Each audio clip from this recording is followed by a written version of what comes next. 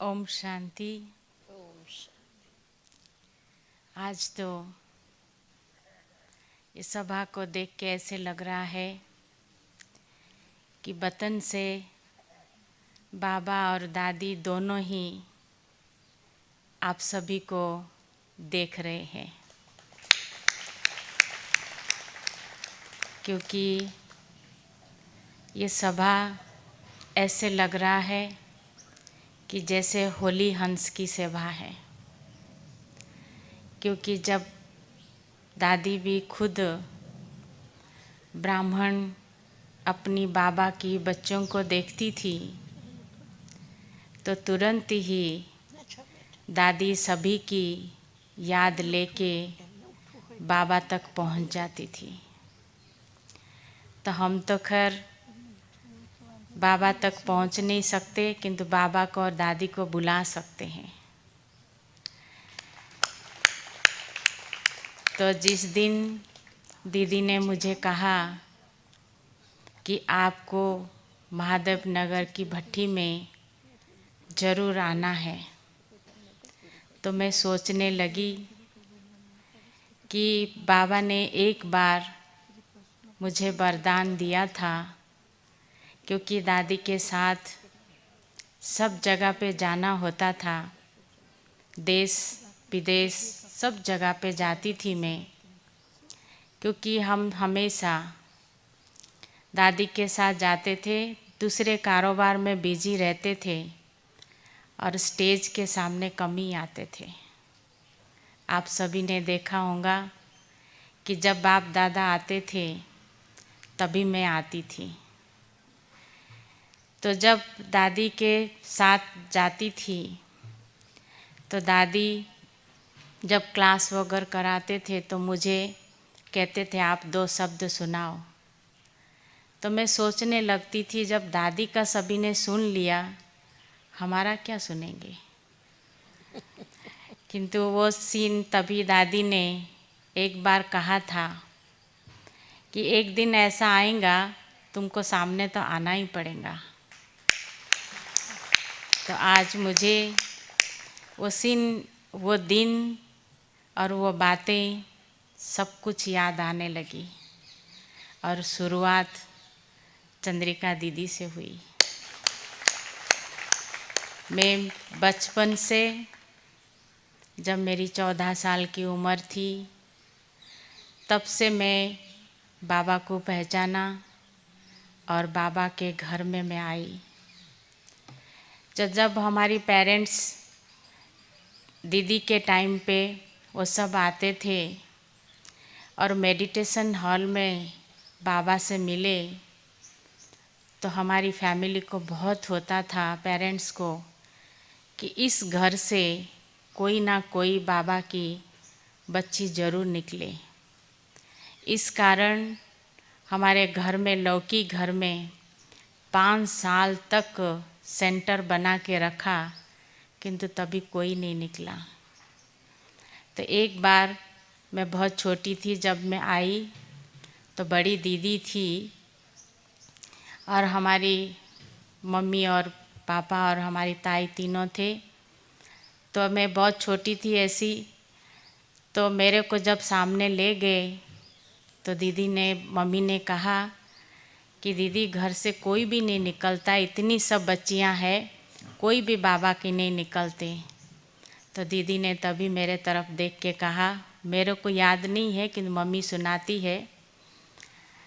तो उन्होंने कहा, दीदी ने, कि आगे चल के देखना यही ब्रह्मा कुमारी बनेगी। क्योंकि मेरे में कोई भी गुण नहीं था ब्रह्मा कुमारी का, किंतु बाबा ने को पसंद करना था और बाबा ने अपना बनाया। जब मैं 14 साल की उम्र में हुई और दादी संदेशी के साथ मैं मधुबन में आई थी। ऐसे आंगन में आपने सभी ने देखा होगा, पांडव वन में आंगन में ऐसी घूम फिरते थे, तो मेरे ऊपर दादी प्रकाशमणि और दादी गुलजार की नज़र पड़ी। तो तुरंत देखते ही बड़ी दादी ने बुलाया और संदेशी दादी को बुला के कहा कि ये बाल्की आप लेके आए हो? तो दादी ने कहा हाँ। तो उस टाइम जब दादी ने हाँ किया तो बड़ी दादी ने कहा कि इसको यहाँ रखना है बाबा के घर में। तो संदेशी दादी ने कहा कि ठीक है दादी, इसकी घर वालों से पूछना है। तो जैसे दादी ने कहा, और हमारी मम्मी को तो बहुत पहले से ही प्रयास थी, तो तुरंत बोलने से पहले ही मम्मी ने कह दिया कि हाँ हाँ ठीक है दादी, भले वो रह जाए। अब मेरे से पूछा भी नहीं कि तुमको रहना है कि नहीं रहना है। तो जब मुझे कहा कि आपको रहना है तो मैं एक सेकंड के लिए सोचने लगी, ठीक है। तो उससे पहले ही दादी ने दादी गुलजार से पूछा था। हम 2-3 और दूसरे भी बहनें भी थे, कुमारियाँ सब आए हुए थे, हम भी उनके साथ ही थे। तो दादी गुलजार ने तब ने कहा कि दादी ये संदेशी दादी के साथ जो बहन आई है ना, वो हमारे लिए ठीक है। तो बाबा ने नज़र तभी ही दादी से डलवा दिया था। और उसके बाद जब हम रहने लगे तो आप सोचो, दादी के साथ रहना ऐसी एक जनों से सर्टिफिकेट नहीं लगती थी, क्योंकि दादी बड़ी दादी ने पास किया, दादी गुलजार ने पसंद किया, फिर और कौन रह। अच्छा खेल हो गया ना एक प्रकार के, और हम सभी को बाबा की याद आ गई। तो जब हमको दोनों दादियों ने पसंद किया, और आप सभी को पता है फिर दूसरा कौन पसंद किया होगा? अव्यक्त बाप दादा। फिर उसके बाद जब हम बाबा से मिले तो बाबा ने तभी स्टैंप लगवाया कि आपको दादी के साथ रहना है। तो जब मैं पहली बार ओम शांति भवन में बाबा से मिली, तो आज जो बाबा ने कहा कि निश्चय बुद्धि, क्योंकि मैं तो सबकी कहने से बाबा की बन गई थी और हाँ किया था, किंतु मेरे मन में कुछ कुछ संकल्प जरूर चलता था। बाबा ने तो पसंद किया, किंतु जैसे बाबा हमारे से पेपर लेता है, टेस्ट पेपर, हमने भी बाबा है कि नहीं वो भी पेपर लिया। क्योंकि जब बाबा आए थे ओम शांति भवन में तो हम पूरी रात बैठते थे। तभी मैं शुरू हुआ था दादी के साथ रहना। मैं के कोने में बैठी हुई थी ओम शांति भवन के, आज भी मुझे याद है, 2 नंबर गेट के पास। तो वहाँ जब मैं बैठी थी तो मैं देख रही थी सभी दृष्टि ले रहे हैं और बाबा से 5-5 मिनट तक बात भी कर रहे हैं और सब मिल रहे हैं, जा रहे हैं। तो तभी मैं वहाँ बैठे बैठे एक सोच रही थी कि ये सब बातचीत तो कर रहे हैं, सचमुच भगवान आके बोल रहा है, और यदि सचमुच भगवान आया हुआ है तो आज वो मुझे बुला के टोली ज़रूर खिलाए। तो मैंने देखा कि जब ये संकल्प करके मैं बैठी हुई थी, तो जब बाबा सुबह 4 बजे 4:30 बजे जाते थे, तो बाबा खाते खाते जब बड़ी दादी खिला रही थी, तो खाते खाते बाबा ने ऐसे हमारे तरफ अंगुली करके कहा उसको बुलाओ। तो तभी सोचने सभी हमारे आगे जो बैठे थे सब सोच रहे थे हमको बुलाया, तो कोई खड़े हो रहा है, कोई हाथ ऊंचा कर रहे, किंतु मैं खुद बैठी थी। मेरे मन में एक और संकल्प उत्पन्न हुआ कि मेरे नाम लेके भी बुलाए। तो जब ऐसी मैंने संकल्प किया तो बड़ी दादी को बाबा ने कहा वो नीलू बच्ची है ना, उसको बुलाओ।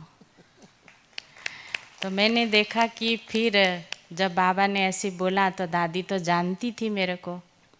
फिर दादी ने हमको बुलाया और बुला के जब बाबा ने हमारी मुख में टोली खिलाया तो बाबा ने एक बात पूछा, आपको निश्चय हुआ? तो हमने बाबा को कहा, जी बाबा, उस दिन से आज दिन तक मेरे निश्चय में कभी भी संशय नहीं आई, क्योंकि सचमुच मैंने देखा कि बाबा ही हम सभी को चला रहा है और बाबा ही हमारी सबकी मन के बात को जानता है। तो ऐसे ही आज तो मैं, जैसे दीदी ने कहा कि सेवा करते करते मैं अपने को बहुत भाग्यवान समझती हूँ। शायद कोई ऐसा होगा 84 से लेके 2017 तक मैंने कभी बाबा से मिलने का मिस नहीं किया। सभी का मिस हुआ होगा, दादियों तक भी सभी का मिस कहीं ना कहीं हुई होंगी, किंतु हमारा कभी नहीं मिस हुआ। तो जो बाबा का साथ और दादी का साथ जो रहा, आज तक चलती रही हूँ, आगे भी चलूँगी। और मैंने देखा दादी की, जैसे हम सुनते हैं कि दादी और बाबा दोनों ही जैसे एक समान बन के चलते थे। आज हम देखते हैं कि दादी की जो विशेषताएं थी हम सभी को पता है, क्योंकि दादी के अंदर जो एक दिव्यता, एक अलौकिकता, वो जो एक दर्शनीय मूर्त की तरह है दिखाई देती थी। क्योंकि बाबा की जैसे सामने सब कुछ आता था, दादी के सामने भी सब कुछ आती थी। और दादी बहुत पॉजिटिव रहती थी, बहुत शांत रहती थी, साइलेंस की शक्ति और निर्माण भी बहुत रहती थी, और हमेशा निसंकल्प भी बहुत रहती थी। कि दादी जो निर्माण रह के चलती थी, हम ये देखते थे। कई बार दादी से सब पूछते थे कि दादी, बाबा आता है, आपको कभी संकल्प नहीं चलता कि मैं भी सामने बैठ के सुनूं? तो दादी हमेशा कहती थी, मेरे को नहीं संकल्प चलता। क्योंकि संकल्प इसलिए नहीं चलता क्योंकि सभी जो बाबा से मिल के जो खुशी मिलती है सभी को, और बाबा जो आके सभी को मिलता है, और बच्चों की जो खुशी होती है, भगवान से मिलने की जो नशा है, वो हमको दुआएं देती है और वो हमारी खुशी को बढ़ा देती है। तो हमको कभी संकल्प नहीं आता कि नहीं, बाबा से मैं सामने नहीं मिल पाती। तो दादी का हमेशा मुरली से प्यार और योग से, ये दोनों चीज़ से बहुत प्यार था। तो हम देखते थे दादी को जब मुरली मिलती थी, दादी इतनी खुश हो जाती थी, ऐसे लगता था जैसे पता नहीं है कि हीरों का भंडार मिल गया हो। बहुत खुश होती थी दादी। मुरली हम सब सोचते थे दादी एक बार पढ़ती थी, फिर एक बार पढ़ने के बाद उसको लिखती थी। पूरे दिन में दादी मुरली की बहुत चिंतन मंथन बहुत करती थी। और मैं इतने 38 साल में दादी के साथ रही, मैंने कभी नहीं देखा दादी को मुरली मिस करते हुए, अमृत वेला मिस करते हुए। चाहे दादी देश में रहे, विदेश में रहे, हॉस्पिटल में रहे, तबीयत की कोई ऊपर नीचे भी होता रहे, किंतु मुरली और ये अमृत वेले का योग कभी नहीं मिस होता था। मान लो कभी ऐसे हो भी जाता था तो दादी कहती थी, आज ना कुछ ऐसे लगता है कुछ गुम हो गया है, कुछ खो गया है। तो अब पता लग जाता था कि आज दादी शायद मुरली नहीं पढ़ पाई या अमृत वेले में थोड़ी लेट उठी। बहुत अटेंशन दादी देती थी। बाबा की रथ थी तो भी हर चीज़ में दादी की, जिसको कहते बाबा ने जो 4 सब्जेक्ट हमको दिया है, उसी चारों सब्जेक्ट को बहुत एक दिन में चारों सब्जेक्ट की दादी प्रैक्टिस बहुत करती थी। हम सभी ने सुना है कि बाबा ने की कचेरी लगाते थे, रात को कर्मेंद्रियों की चेकिंग करते थे कि ये जो कर्मेंद्रियां है ठीक से चल रहे कि नहीं चल रहे हैं। हम दादी को देखते थे, दादी भी रात को अपना फुल चेकिंग करती थी, उसके बाद बाबा को चाट दे के सोती थी।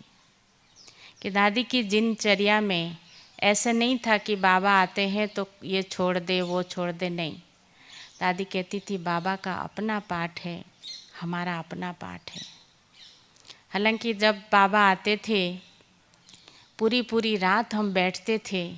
दादी भी, बाबा आप सभी को पता है, एक बार 16 घंटा बाबा बैठे थे। तो उसके बाद भी दादी जैसे रूम में पहुंचती थी कहती थी पूछो लच्छू से, या गोपी बहन थी वो मुरली लिखते थे कि उन्होंने मुरली लिखा है। आप सोचो, जो पूरे रात बैठ के आए हो तो थकावट तो होती है। तो हम दादी को कहे दादी आप थक गए हो, आप सो जाओ, फिर बाद में आप पढ़ लेना। नहीं नहीं नहीं नहीं, सभी ने फ्रेश मुरली सुन लिया है, मैं फिर वंचित रह जाऊंगी। तो मुरली जो लिख के लेके आते थे, बाबा जाने के बाद दादी फ्रेश होती थी, उसके बाद दादी मुरली पढ़ के फिर सोने जाती थी। कि मुरली में इतना प्यार हम देखते थे दादी का, कि दादी का स्वरूप ऐसी था कि आप सभी ने देखा होगा कि दादी को देखते ही सभी को, आपको पता है ना, किसकी याद आती थी? बाबा की याद आती थी। क्योंकि बाबा ने एक बार, दादी को सभी को पता होगा, बाबा ने दादी को जो सब वरदान दिए हुए थे, दादी बाबा एक बार लिख रहे थे अपनी कमरे में बैठ के, है ना दीदी, आपको पता है ना? तो कमरे में बैठ के बाबा लिख रहे थे तो दादी पहुंची। जैसे पहुंची तो देखा, तो दादी को देखते ही बाबा ने कहा कि बच्ची एक दिन ऐसा आएगा जो जैसे बाबा की पत्र पढ़ के सभी खुश होते हैं, भरपूर होते हैं, एक दिन आपका लिखत भी ऐसे जाएगा, सब पढ़ के खुश होंगे। तो एक बार ऐसे ही बाबा दृष्टि दादी की नैनों को देख के कहा था, आपकी वाणी और आपकी दृष्टि आगे चल के बहुत सेवा करेंगी। हम वो चीज़ याद कर रहे हैं, जब ज्ञान सरोवर बना था तो बड़ी दादी की बहुत इच्छा थी कि दादी कि ये ज्ञान सरोवर दादी संभाले। हमको आज भी वो दिन याद है, बाबा के सामने दादी ने बात रखा। बाबा ने कहा बच्ची को बेहद में रखो, आगे चल के बच्ची की चित्र और चरित्र सेवा करेंगी। हम आज वही सीन देख रहे हैं कि कैसे बाबा आज दादी की चित्र और चरित्र से सेवा हो रही है ना? सेवा हो रही है ना? तो बाबा ने एक एक वरदान जो है, जो दादी के लिए कहा है, वो आज सब हम प्रैक्टिकल में देख रहे हैं। तो ऐसे ही अनेक अनुभव है, अनेक बातें हैं। तो हम दादी के जीवन में देखते थे कि दादी कितनी हल्की रहती थी, जितनी निसंकल्प दादी थी और इतना हल्की भी थी। और सबके प्रति दादी जितनी रिस्पेक्ट रिगार्ड रखती थी, और दादी को भी सभी उतने रिस्पेक्ट रिगार्ड से देखते थे। हम देखते थे जब बाबा आते थे, एक दिन पहले दादी को, तो बड़ी दादी को बहुत खुश होती थी कि बाबा आने वाला है, बाबा आने वाला है। आप सभी को पता होगा बाबा इतनी इजीली नहीं आता था, बाबा को बहुत निमंत्रण देना पड़ता था, बहुत प्यार से बुलाना पड़ता था। दादी खुद आती थी और बाबा को निमंत्रण देती थी। मुरली क्लास के बाद बड़ी दादी के रूम में आती थी और बाबा को निमंत्रण देती थी। कहती थी दादी को, आज मेरे बाबा को कहना इस जगह से बच्चे आए हैं और बाबा का घर भरपूर है और बाबा का घर बच्चों से भर गया है, बस बाबा आके एक बार मिल ले। तो सुबह जब दादी सुबह 10 बजे फिर दादी निमंत्रण देने जाती थी और शाम को बाबा आते थे हम सभी से मिलने के लिए। तो हम देखते थे कि दादी कैसे बाबा को जैसे कि संदेश लाना, लिखना, इतनी दादी की बुद्धि जो थी इतनी क्लियर थी और इतनी क्लीन थी। हम सभी ने संदेश सुनते थे, ऐसे लगता था कि जैसे हम सारे वतन में पहुँचे हुए हैं। ऐसे लगता था ना सभी को कि ऐसे लगता था कि जैसे हम सभी वतन में पहुँचे। और दादी जब संदेश लिखती थी तो ऐसे लगता था कि जब संदेश लिखते थे दादी, जैसे सारा टाइम जैसे वतन में बैठ के लिख रही हो। एक बार दादी बैठ के लिख रही थी और एक बहन आई, कहते मुझे जाना है, कहीं उनको जाना था और कहा कि मुझे जाना है, दादी से छुट्टी लेना है। हमने उनको कहा कि दादी कुछ लिख रही है, तो उन्होंने कहा तो मैं तो छुट्टी ले सकती हूँ ना, मैं जाके खड़ी होंगी, दादी मेरे को देखेंगी और मैं बोल दूँगी। मैंने कहा ठीक है। तो वो जब गए, वो 10 मिनट 15 मिनट तक खड़ी रही और दादी ने एक पलक में भी उनको नहीं देखा। अपनी लिखत में, अपनी बाबा की संदेश में इतनी मगन और इतनी उस पे थी, वो बहन को देखते खड़ी होके देखती रह गई। कहती ये तो बाबा आया हुआ है। कि जब दादी लिखती थी उसी कमरे की उसी वाइब्रेशन ऐसे लगता था कि जैसे सचमुच बाबा आके खुद लिख रहे हैं। क्योंकि दादी की जो साइलेंस की शक्ति थी, वाइब्रेशन इतनी प्योर था। वो कोई बहन तो जरूर होंगी, लेकिन मैं भी वो एक बहन हूँ कि मैं दादी को मिलने के लिए कमरे में गई। नीलूबेन नहीं थी। मैं दादी जी के पलंग के कोने पर जाके खड़ी रही कि जब दादी ऊपर देखेगी तो मैं दादी से बात करूंगी। लेकिन सचमुच में 5 मिनट, 10 मिनट, 15 मिनट खड़ी रही, लेकिन दादी इतना प्यार से और इतना ध्यान से लिख रही थी, एक बार भी सिर ऊपर नहीं उठाया जो मैं देखने में आऊँ। तो मुझे ये मालूम हुआ कि हाँ, ये बाबा से दादी जी मैसेज लिख रही हैं, वो मुझे समझ में आ गया। और नीलू बहन, उसी दिन से मेरे जीवन के अंदर दादी की वो धारणा को मैंने अपने जीवन में लाई है।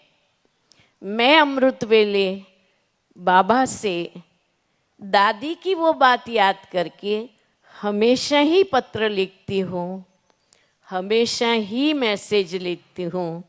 और वही फीलिंग मेरे को आती है जब मैं पत्र लिखती हूँ, जब मैं बाबा के साथ होती हूँ, तब किसी भी बात तरफ अटेंशन नहीं जाता है। तो ये बात बहुत सही है।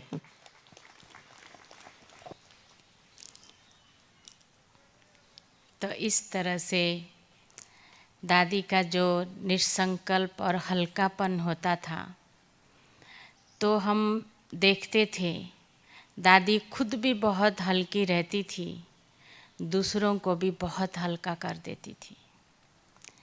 कोई भी हम देखते थे, दादी किसी से भी मिलती थी, दादी के सामने जाते ही तो वो बातें अपने आप ही जैसे कितनी भारी हो के आते थे वो बातें लेके, कि जैसे दादी के सामने पहुंचते थे तो वो बातें वो सचमुच बहुत हल्के हो जाती थी और वो खुद भी बहुत हल्का महसूस करते थे। क्योंकि दादी हमेशा कहती थी कि हम वातावरण को इतनी पावरफुल बना के रखें, जो भी व्यक्ति आए उसको जो भी चाहिए वो मिल सके। वातावरण तो पावरफुल दादी का रहता ही था। हम सचमुच देखते थे जब बाबा जिस दिन आते थे उस कॉटेज में कोई भी आता था, कितने भी आवाज़ करके वो गेट के अंदर आते थे, जैसे दादी के कॉटेज के अंदर एंट्री होते थे वो अपने आप ही साइलेंस हो जाते थे, क्योंकि दादी की साइलेंस की शक्ति की इतनी ऑरा होती थी, उसमें आसपास वाले भी सब शांत हो जाते थे। तो ऐसी दादी हल्की भी उतनी करा देती थी, कितनी बड़ी भी प्रोग्राम हो, कितनी बड़ी भी कोई बातें हो, कुछ भी हो, आप दादी के सामने रखो, दादी हल्की सी धीरे से मुस्कुराते हुए एक शब्द कह देती थी, कोई बात नहीं, बाबा बैठा है ना, बस आप बाबा को बोल दो और बाबा सब कुछ संभाल लेगा और आपको युक्ति बता देगा। तो हम देखते थे कि दादी खुद भी कैसे सभी को हल्का करके रखती थी। हमारी लाइफ में हमने कभी नहीं देखा दादी को, कभी कहीं भी बड़े बड़े प्रोग्राम में जाते थे, इतने सभी प्रोग्राम होते, सब टेंशन में आ जाते थे, किंतु मैंने देखा दादी चाहे देश जाए विदेश जाए कहीं भी जाए, उसको वातावरण को बहुत हल्का बना देते थे और सब कार्य जो है, जितनी भी डिफ़िकल्टी कोई कार्य होता था, बहुत सहज और सरल हो जाता था। एक बार हम कहीं बाहर गए थे विदेश में, एक जगह ऐसी था, तो बहुत जैसे प्लेन में कम से कम हम लोग 13-14 घंटा बैठ के गए थे। जाते ही दादी क्लास में गई, क्लास पूरा करके आई। आने के बाद दादी को रेस्ट करना था, मैं कुछ थोड़ा बहुत ऐसे भोजन बनाया। बनाने के बाद जब दादी के सामने मैं लेके आई तो वहाँ टेबल नहीं था, तो दादी को मैं टेबल पे कुछ खाना पीना ऐसी दूँ रख के, तो नहीं था। तो मैं देखती रही, मैंने कहा कैसा है, एक टेबल भी नहीं है। तो दादी कहती है ना, तो मैंने कहा कहाँ है दादी, यहाँ तो टेबल नहीं है। तो कहती है ये आटे जी को इधर ले आओ। तो मैं ले आई, फिर कहती है वो भी आटे जी इधर रख दो इसके ऊपर। मैंने रख लिया, फिर खुद ही अपने आप ही नैपकिन डाल दी, कहती हो तो गया टेबल। तो कहने का मतलब ये है कि दादी खुद भी हल्की रहती थी, दूसरों को हल्का भी कर देती थी और निसंकल्प भी करा देती थी, क्योंकि वो कभी भी ऐसी व्यर्थ संकल्प तो दादी को चलता नहीं था कभी भी। हमेशा दादी को समर्थ संकल्प चलते थे। व्यर्थ तो दादी के जीवन में कभी हमने नहीं देखा, कभी किसी के लिए नेगेटिव सोचते हुए हमने नहीं देखा, कभी किसी के लिए नेगेटिव तो बोलना बहुत ही दूर की बात है। दादी हमेशा कहती थी ये जो मुख जो है ना वो बाबा का मुख है, बाबा इसमें सभी के लिए क्या पॉजिटिव बोलता है, तो ये मुख द्वारा यदि भगवान इस मुख को चला रहा है तो कभी नेगेटिव निकल सकता। तो बाबा जब आते थे, ऐसे नहीं कि दादी जिस दिन बाबा आते थे उसी दिन ही सिर्फ अटेंशन देती थी, नहीं, दादी बाबा का रथ को समझती थी, ये बाबा का रथ है, तो पूरे जीवन दादी ने बहुत अपनी कर्म में बहुत अटेंशन दिया। तो जो अटेंशन इतना दादी ने दिया, तो आज हमने खुद सभी ने देखा कि दादी कैसे संपूर्ण बन के गई, समान बन के गई। हम सभी ने अनुभव किया होगा कि जब बाबा बीच में आते थे तो ओरिजिनल दादी की आवाज़ आती थी, क्योंकि ओरिजिनल आवाज़ सुनने के लिए एक दिन पहले ही दादी का क्लास होता था और लास्ट में दादी का आवाज़ जो है ओरिजिनल हो गया था। तो कई बच्चों की, बाबा के बच्चों की बहुत संकल्प चलते थे कि अभी दादी है, बाबा नहीं है, ये दादी है। किंतु जो आसपास हम सभी खड़े रहते थे ना, हम सभी को अनुभव होता था दादी नहीं है, बाबा है, क्योंकि दादी इतनी सरल और इतनी निर्माण थी, और इतनी दादी निर्माण रहती थी, और जैसे जिसको कहते ना बहुत, आप जैसे कई बार तो ऐसा होता था, हम यदि दादी को बिठा देते, दादी आपको यहाँ बैठ के मिलना है, तो मिलने वाले चले जाते थे, सब होता था, दादी वहीं बैठी रहती थी। मैं कहती दादी अभी सब चले गए ना, तो आप तो अभी आ जाओ। कहती यार तुमने कहा ही नहीं ना आने के लिए। तो कहने का मतलब दादी इतनी आज्ञाकारी भी थी, और जो ऐसे नहीं कि कोई बड़ों ने कहा, नहीं, इतनी साथ वालों को भी, छोटों को भी उतनी रिस्पेक्ट से, रिगार्ड से दादी चलाती थी, चलती भी थी। तो वो मैं सुना रही थी कि जैसे दादी मान लो आते थे, बाबा की जैसे प्रोग्राम चलता था, जो दादी की आवाज़ बदली हुई, तो जब सभी की संकल्प चले तो हमारे से कई पूछते थे कि आपको क्या फील है। तो मैं उनको कहती थी, मुझे तो लगता है कि बाबा ही है, दादी नहीं है। तो आखिर ऐसी संकल्प सबके चलने लगे, तो आखिर हमको बड़ों ने कहा कि आप जो है ना बाबा से पूछ ही लो। तो मैंने कहा ठीक है। तो हमने बाबा से पूछा कि बाबा, सभी दादी की आवाज़ सुन के कहते हैं कि दादी है, बाबा नहीं है। तो बाबा ने मुस्कुराते हुए कहा, बच्चों की संकल्प चलता है। मैंने कहा हाँ बाबा, सबकी संकल्प चलता है, बोल हमारे पास आई और हमने आपको सुनाया। तो तभी बाबा ने कहा, बच्ची अभी समान बनती जा रही है, बाप समान बनती जा रही है, इसलिए आवाज़ में नहीं जाओ, आवाज़ में नहीं जाओ बच्ची, समान बन रही है, इसलिए आप उस बात को ध्यान नहीं दो। तो तब से जब बाबा ने कहा समान बनती जा रही है, तब हमने दादी का देखा कि दादी जैसे समेटने की शक्ति का धारण कर लिया था। आज अब सभी ने देखा, बाबा ने 2017 में कहा कि समाप्ति बरस, कि उस दिन का मुझे आज भी याद है कि जब दादी की तबीयत ठीक नहीं थी, मैंने दादी को कहा कि दादी आपकी तबीयत ठीक नहीं है, तो भले सभी बैठे हैं, हम कॉन्फ्रेंस कॉल में आप मिल लो सभी से तो हो जाएगा। दादी ने कहा कि सभी किससे मिलने आए, बाबा से ना। मैंने कहा हाँ दादी।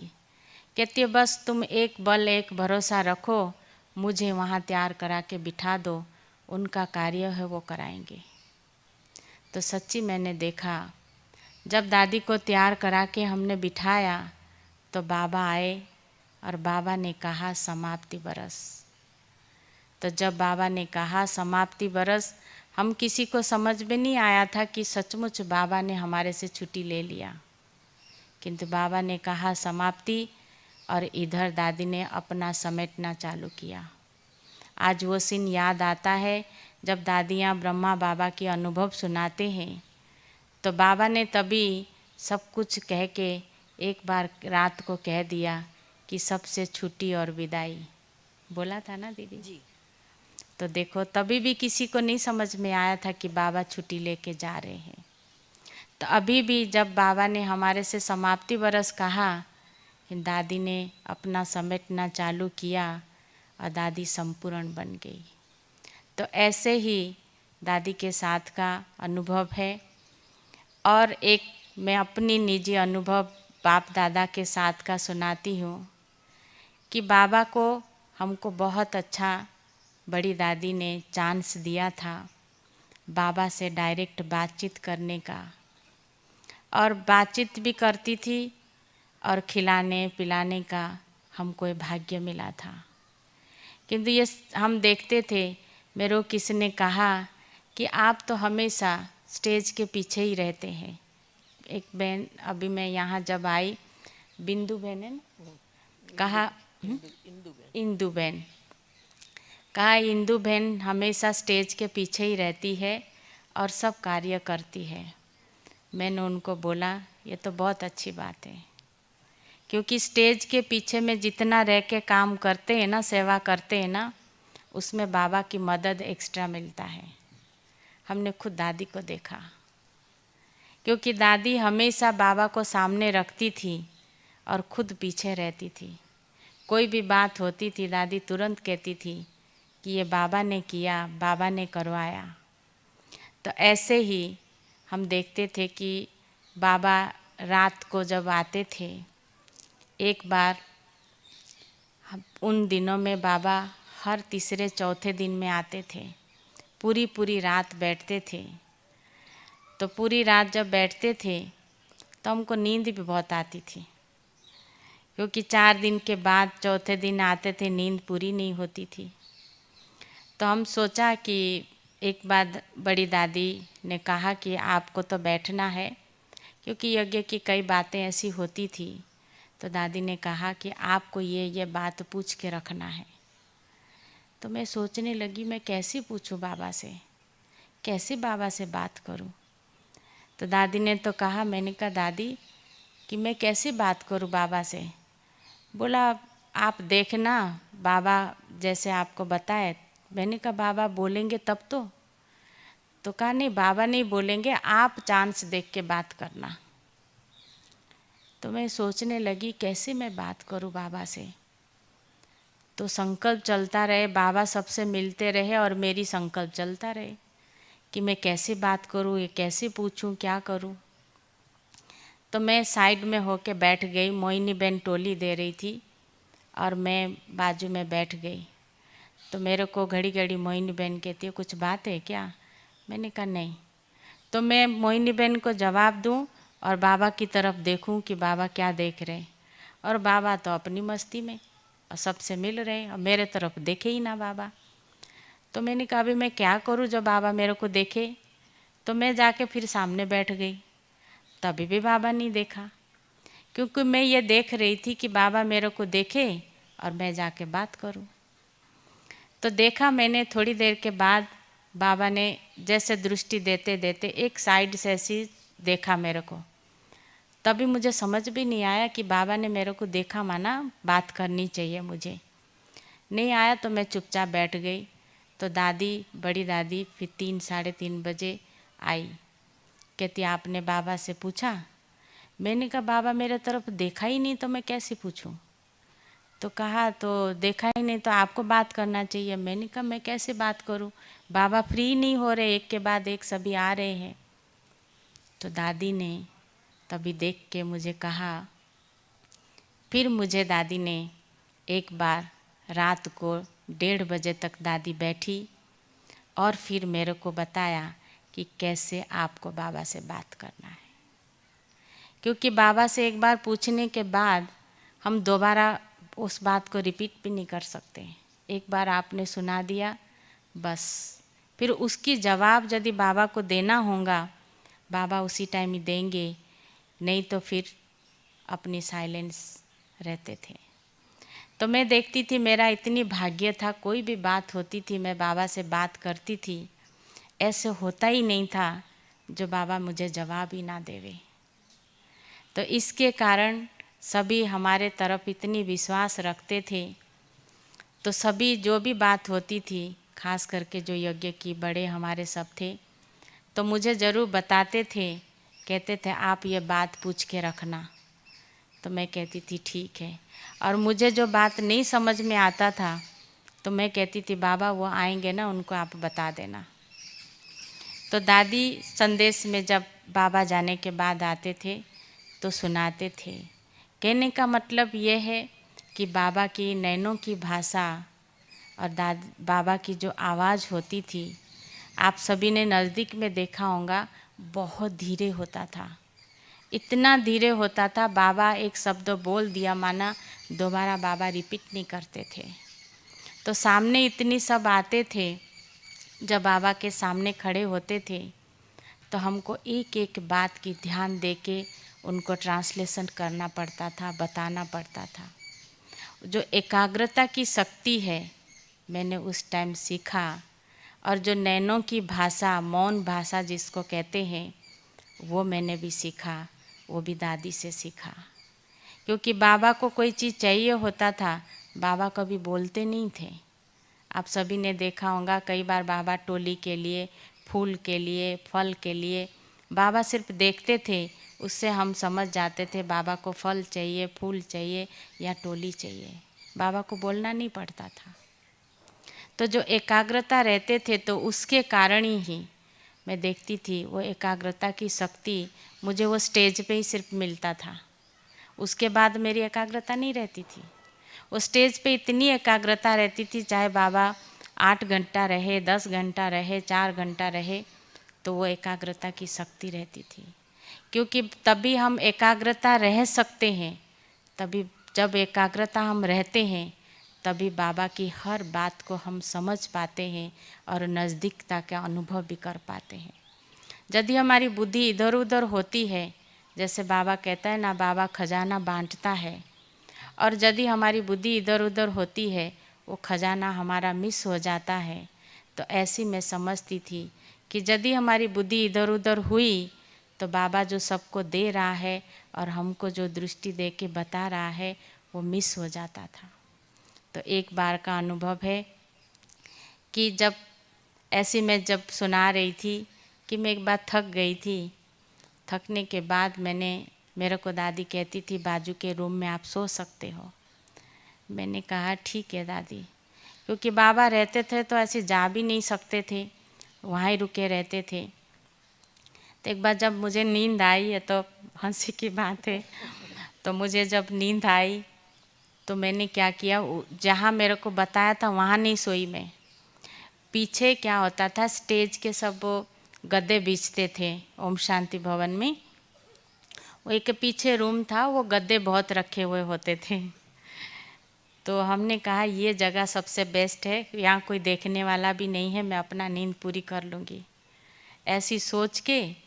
और एक भाई था, तो क्योंकि दोनों कैबिन में आप सबको पता है सब भाई लोग बैठे होते थे, तो मैं जाके वहाँ सो गई और वो भाई ने मेरे को बाहर से कुंडी लगा दिया। तो मैं जब सो गई तो क्या हुआ कि इसके बीच में बाबा को बहुत खांसी हुई, क्योंकि किसी ने अगरबत्ती वगैरह जला दिया था, तो बाबा को बहुत खांसी हुई। तो बाजू में जो टोली दे रहे थे बाबा के हाथ में, तो वो बहुत मना जैसे ढूंढने लगे, फिर स्टेज पे सबको बोलने लगे, तो बहुत हलचल हो गया कि कहाँ है, उसको बुलाओ, बाबा को खांसी हो रही है, ऐसे ऐसे। तो मेरे को लगता है 2-3 मिनट या 5 मिनट की बात होंगी। तो लास्ट को जैसे देखा ना बाबा ने बहुत हलचल हो रहा है, धीरे से वो बहन को कहते वो पीछे वाले कमरे में सोई है। तो मुझे लगा कि जब उन्होंने ये कहा तो फिर मैं उठ के, मेरे को फिर उठा के लेके आए, और फिर बाबा जैसे खांसी चल रही हुई थी, फिर हमको जैसे बाबा को पानी बना के दिया, बाबा ने पिया। तो मेरे को लगा पता कैसे चला, मैंने कहा किसने बताया। फिर वो जब भाई ने मेरे को कुंडी लगाया था, मैंने उससे पूछा, मैंने कहा आपने बता दिया क्या? बोला नहीं, वो तो ये बहन ने बताया। फिर मैंने बोला आप, फिर मैंने उससे पूछा, मैंने कहा आपको किसने बताया? बोला बाबा ने तो बताया, तुम कहाँ जाती हो, क्या करती हो, सब बाबा को पता रहता है। तो मुझे तब से लगा कि मैं कितनी भाग्यवान, लकी हूँ जो भगवान की हर नज़र मेरे ऊपर थी, क्योंकि हमेशा मैं ये देखती थी जैसे दादी की, सभी बड़ों की जो नज़र हमारे पे थी, ऐसे लगता था मुझे जैसे मैं सबकी शुभ भावना, शुभ कामनाओं की, बड़ों की, उसी की ओरा के अंदर थी, ताकि दादी की और बाबा की जो बाबा की नज़रों में थी, आज तक वही नज़र में हूँ और सेवा करती आ रही हूँ और करती रहूँगी। ओम शांति।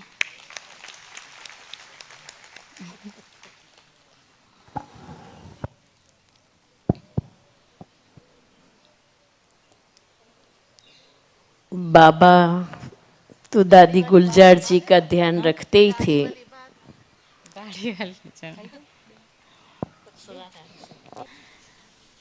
ओम शांति। उषा बेन कह रही है एक बात रह गई, आप सुनाओ। तो दादी की एक बात और है कि ऐसी तो अनेक बातें हैं, किंतु जो उषा बेन को याद आया, एक बार ऐसा था कि दादी युक्ति युक्त कैसी बात करती थी। एक बार उषा बेन गाड़ी चलाती के आई थी दादी के पास, तो मेरे को भी मन हुआ, मैंने दादी को बोला कि मुझे भी गाड़ी अभी चलाना है और मेरे को भी गाड़ी चला के सब जगह पे जाना है। तो दादी मेरे को देख के मुस्कुराई और कहने लगी, देवियाँ जो है ना वो सब सवारी पे अच्छे लगते हैं। सवारी पे बैठ के अच्छी लगती है, क्योंकि सवारी पे बैठी हुई अच्छे लगते हैं। चलाती तो समझ गए ना, चलाते हुए नहीं अच्छे लगते हैं, सवारी पे बैठे हुए अच्छे लगते हैं। तो इतना युक्ति युक्त जवाब था दादी का, ताकि हम दोबारा कभी, आज दादी चली गई तो भी मैंने कभी नहीं कहा कि मुझे गाड़ी सीखनी है। तो ऐसे ही कई बातें हैं हमने दीदी सुनाओ दीदी आप। नीलू बहन तो दादी का ध्यान रखती थी, बाप दादा भी दादी का ध्यान रखते थे, लेकिन भगवान का रथ होने के नाते दादी स्वयं भी बहुत स्वयं पर संयम रखती थी। तो एक बार भोजन के लिए बैठी थी, मैं भी साथ में थी, बेलपूरी बनाई थी और भी कुछ आइटम ऐसी थी, कुछ तली हुई थी। तो नीलू बहन जी को याद होगा, नहीं मुझे मालूम नहीं है, पर नीलू बहन पिरोस रही थी।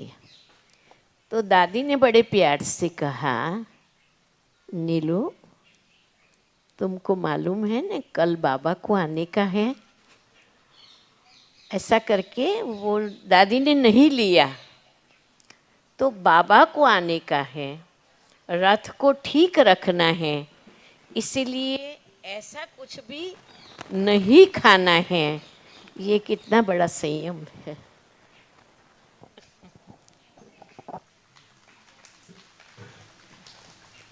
बाबा को आने से पहले तो दादी, जैसे सीजन चालू होता था तो दादी सबसे पहले कहती थी कि अभी जो है शरीर की चेकिंग करा दो, ताकि ये शरीर ठीक रहे, अनेक आत्माओं को लाभ मिलेगा।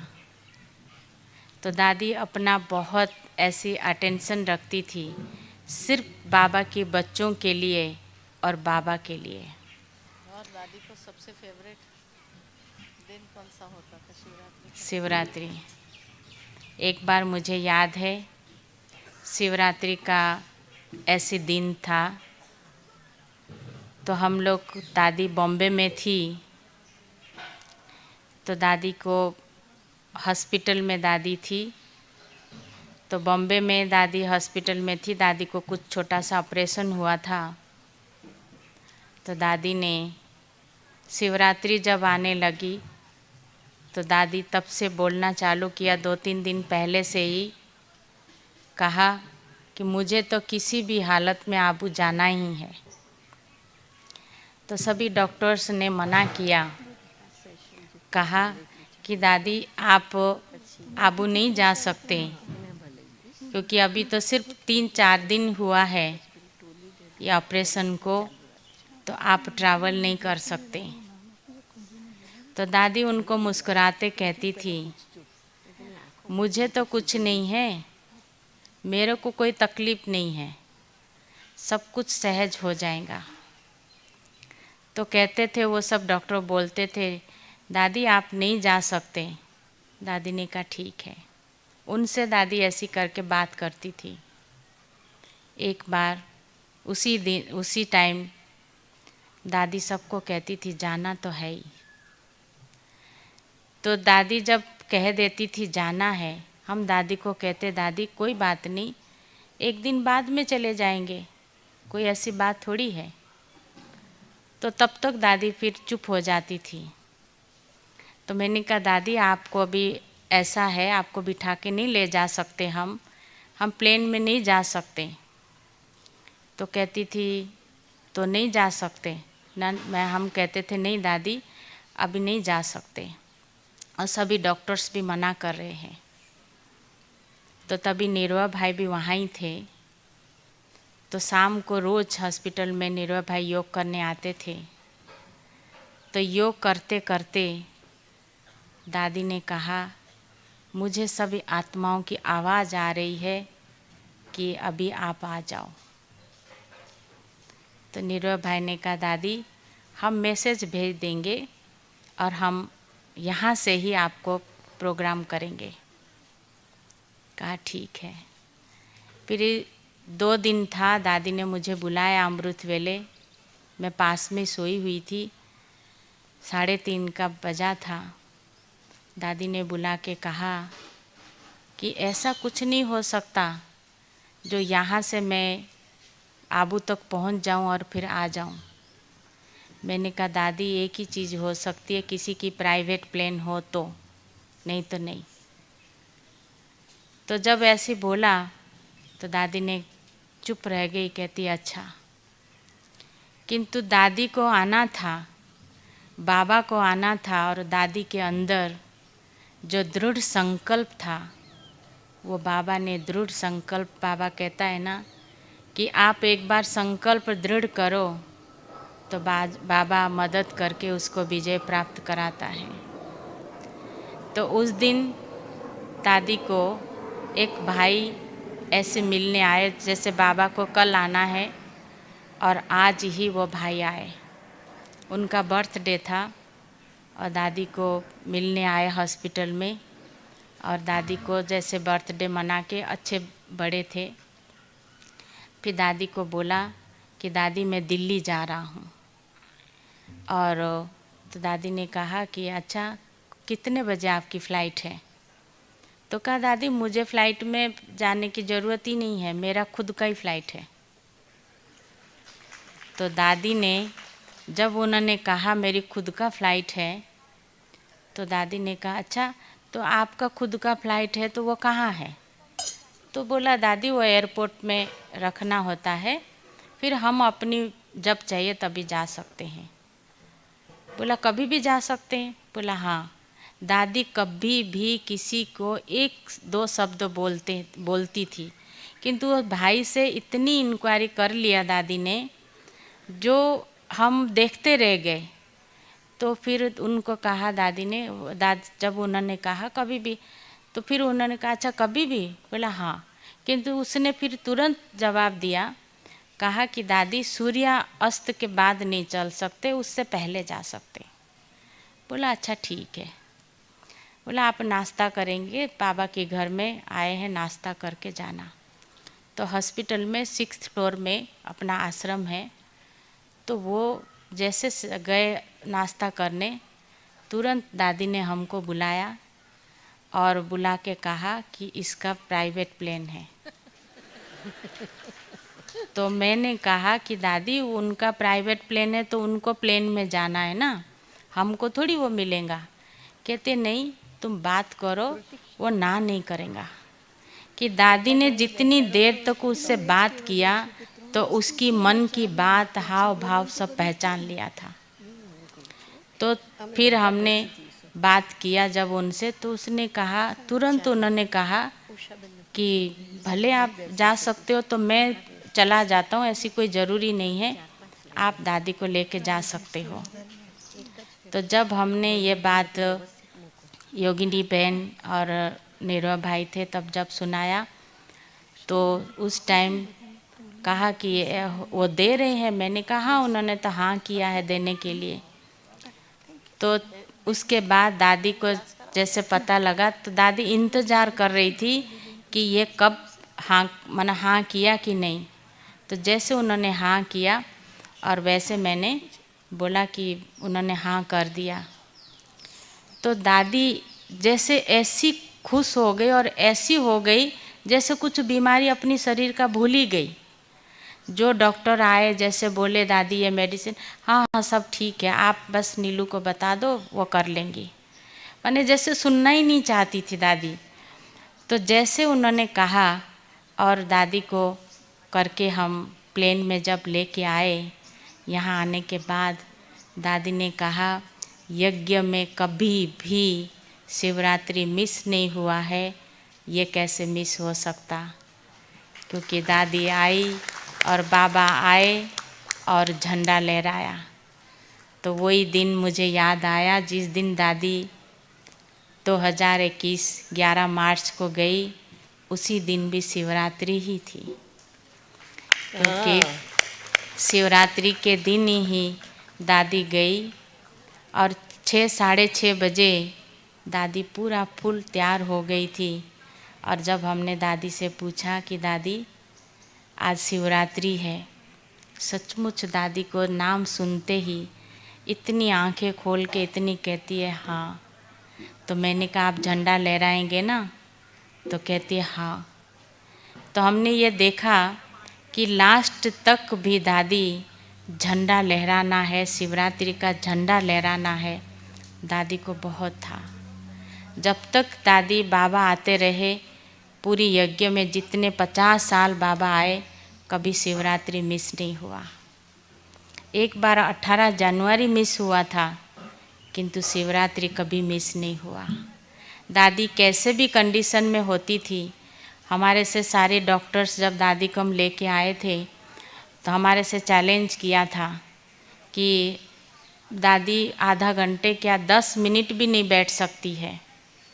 हमने कहा ठीक है आप देखना। मैंने कहा वो दादी नहीं होती है, वो तो स्वयं परमपिता परमात्मा होते हैं। तो इसलिए उस टाइम दादी नहीं होती है जो दादी को कोई दर्द होवे कुछ होवे। तो इसके कारण उन्होंने हॉस्पिटल में जो कॉन्फ्रेंस कॉल होता है वो वीडियो कॉल करते हैं, उसमें उन्होंने देखा दादी जब आके बैठी। और दादी उस दिन, जिस दिन हम कहते थे ना बाबा दादी की तबीयत ठीक नहीं है, उस दिन आप जल्दी चले जाना, उसी दिन ही बाबा देर से जाते थे। और जब हम बाबा को कहते थे बाबा दादी की तबीयत ठीक नहीं है तो आप थोड़ा जल्दी मिल लेना, जल्दी चले जाना, तो बाबा कहता था कि अभी बाबा बैठा है, बाबा चला रहा है। और उसी दिन ही बहुत लोगों से मिलते भी थे, मुरली भी लंबी चलती थी। बाबा का था ना, दादी तो थी नहीं।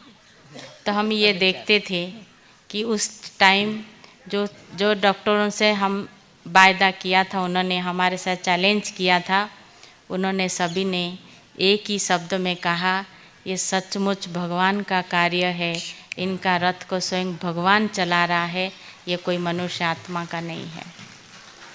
तो अंत समय पे जब दादी जा रही थी शिवरात्रि के दिन, तो हम सभी खड़े थे। तो सचमुच जैसे कहते हैं ना, जब ब्रह्मा बाबा को दादी ने पूरा फॉलो किया, तो जैसे बाबा गए तो बता के नहीं गए, ना किसी को महसूस करने दिया। दादी भी उस दिन सुबह इतनी अच्छी थी और इतनी अच्छी तरह से दादी सबसे मिल के दृष्टि दे के ऐसे गई जैसे सचमुच बाबा आके उनको लेके गया। तो आप सभी ने देखा होगा बाबा जब छुट्टी लेके जाते थे तो क्या करते थे, सबको दृष्टि दे के फिर बाय बाय करते थे, आंखें बंद करते थे। दादी भी ऐसी 10:30 की रिकॉर्ड बज रही थी और सभी को दृष्टि देते देते अपना बाबा के पास वो पहुंच गई। ओम शांति। और कुछ नहीं, आपको कुछ कहना?